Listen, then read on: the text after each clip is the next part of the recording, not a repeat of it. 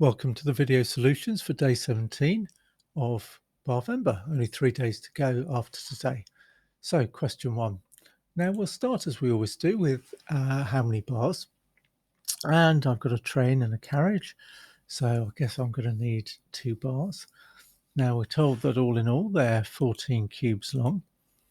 And our standard bar modelling unit is the bar to represent a number.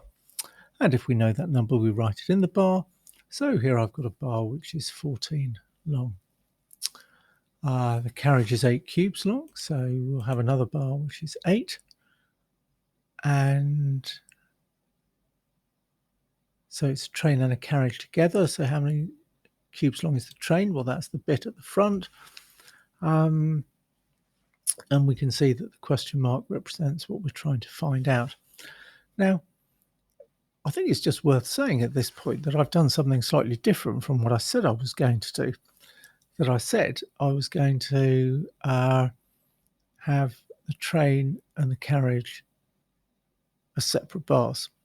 Okay, so there are a number of different ways that we can draw these models. So let's have a look at how that actually goes. If I say that I'm going to have train and my carriage, and I'm told that together they're 14 long. I'm told that the carriage is 8, and I'm asked to find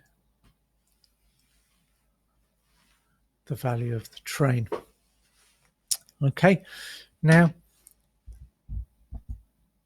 it actually ends up looking really very similar, but just laid out differently. Okay, so here we've got the two numbers 8 and our missing number, which add up to 14. Here we've got 8 and our missing number, which together add up to 14. And I'll let you follow through the maths. Okay, and if you've got any questions there, please speak to your teacher. Okay, question 2.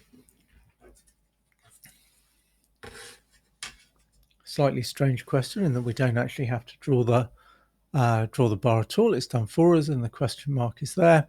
And I'll just let you follow through the maths, and any problems, speak to your teacher or to me.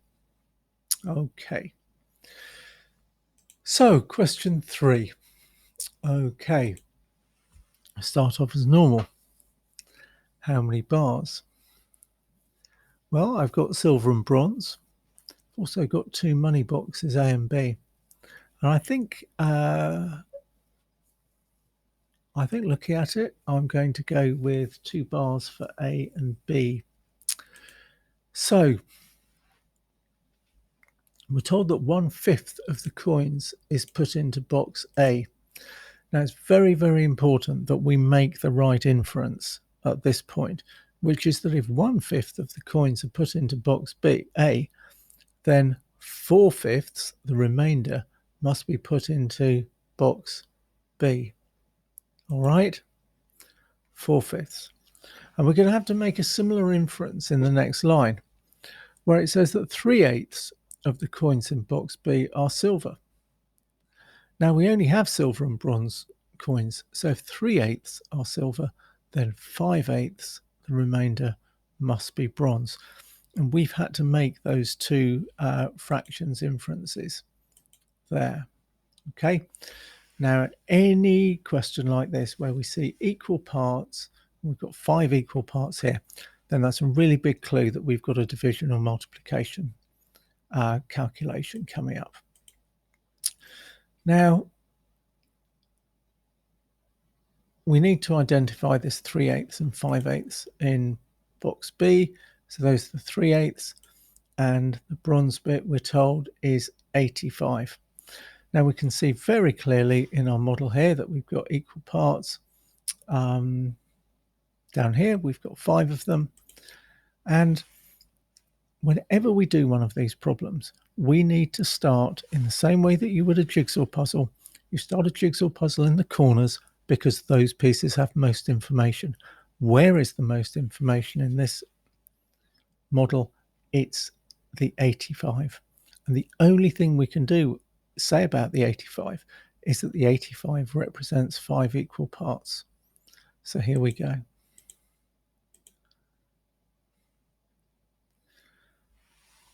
So what's our new information? Our new information is that these little parts are 17.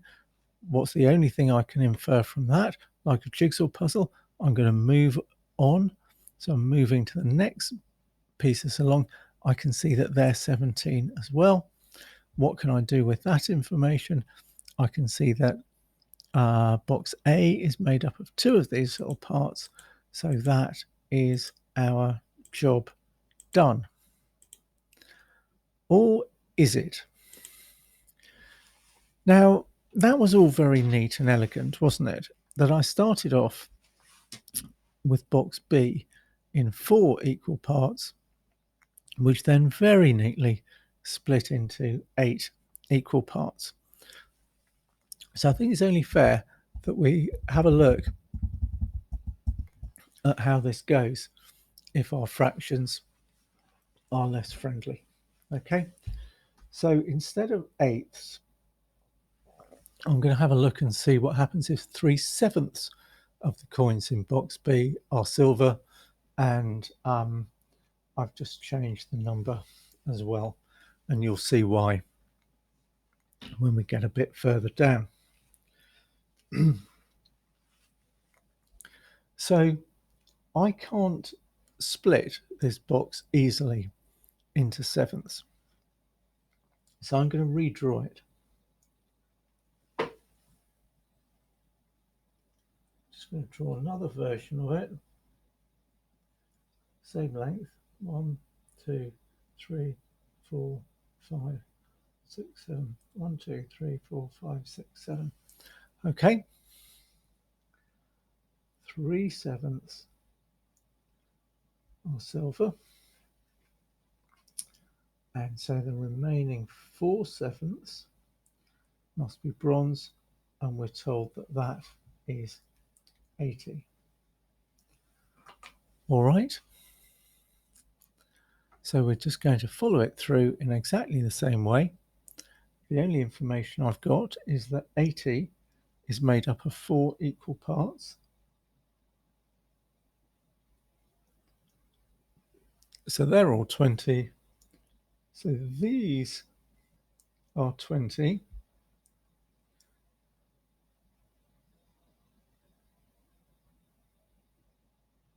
So in total, these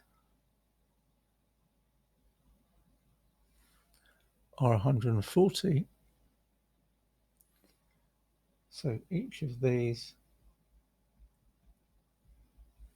is 140 divided by 4.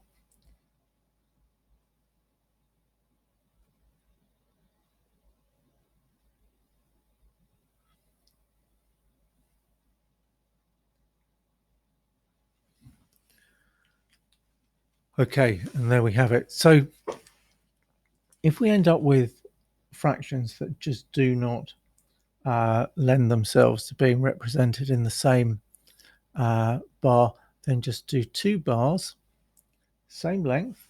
Okay, so it's very important that these two line up and are the same length, and we just show that both of them have the same value. All right. Question 4. How many bars? Okay, fairly clear. We've got 3 bars here for rectangles A, B, C, and A, B, and C. Total area is 150. That's a big curly bracket. Rectangle A is 33, so a bar with 33 in it. And rectangle B is half of C. So C is twice B. All right. And we've put this separator in bar C to really indicate that's halfway. So we're in the classic bar modeling dilemma that we've got some equal parts and some unequal.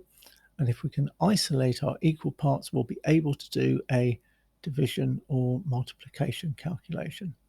So let's see how we get rid of our odd part. We're just going to take it away. And we can now see that we are just dealing with equal parts. So I'll let you follow the maths through there. Any questions, speak to your maths teacher.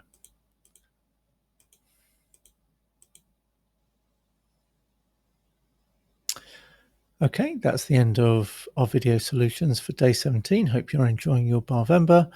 Look forward to seeing you tomorrow.